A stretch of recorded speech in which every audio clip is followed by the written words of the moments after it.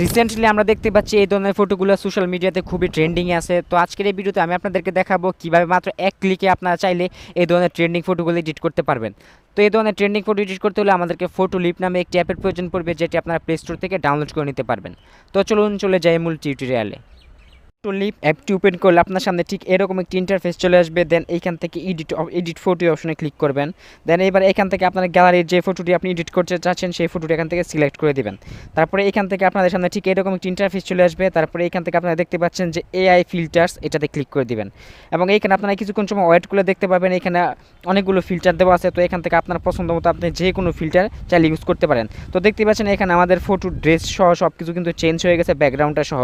তো এখান থেকে আপনারা চাইলে আপনাদের মতো করে অনেকগুলো ব্যাকগ্রাউন্ড এবং ফটো ড্রেস চেঞ্জ করতে পারবেন। তো আমরা যেহেতু ট্রেন্ডিং এডিট করব, তার জন্য আমরা স্ক্রল করে এখান থেকে চলে আসবো এই সিনস যে অপশনটা আছে, এই সিনস অপশনে। এবং এইখানে আসার পরে আপনারা এখান থেকে দেখতে পাচ্ছেন যে দ্বিতীয় যে অপশনটা আছে, এই অপশনটা আপনারা আউটগ্রোন, এটাতে আপনারা ক্লিক করে দিবেন। তাই এই ফটোটা অটোমেটিক স্ক্যান হবে। তো এখানে আপনারা কিছুক্ষণ সময় ওয়েট করবেন।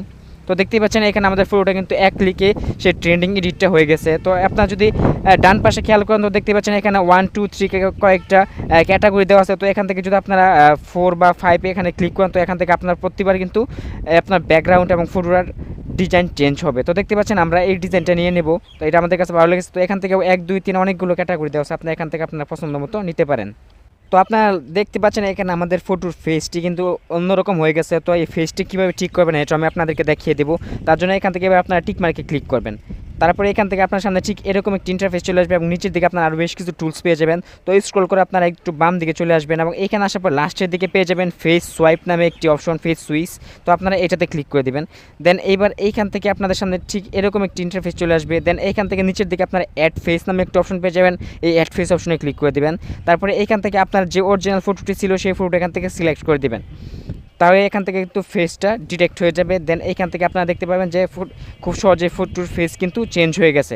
তো দেখতে পাচ্ছেন এখানে আমাদের ফটোটির ফেস কিন্তু চেঞ্জ হয়ে গেছে। দেন এবার এখান থেকে আপনারা এই টিক মার্কে ক্লিক করে দিবেন।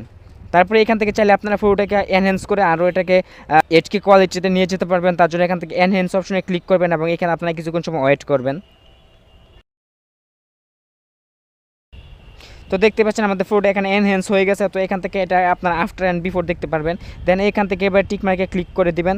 তারপরে এখান থেকে সেভ অপশনে ক্লিক করে এটা খুব সহজে আপনার গ্যালারিতে সেভ করে নিতে পারবেন। তো এইভাবে আপনারা খুব সহজে কিন্তু এই ট্রেন্ডিং ফটোগুলো এডিট করে নিতে পারবেন।